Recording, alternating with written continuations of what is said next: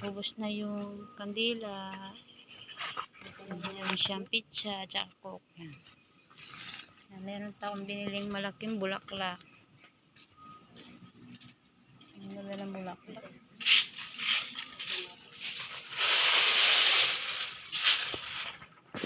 Sana pasama si Damien.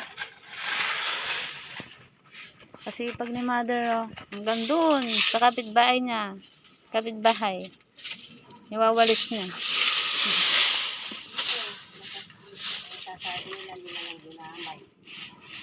Ayan po ah.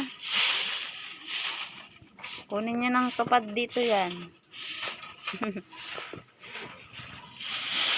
Ganda ng bulaklak oh. Ayun yung last. Ayan.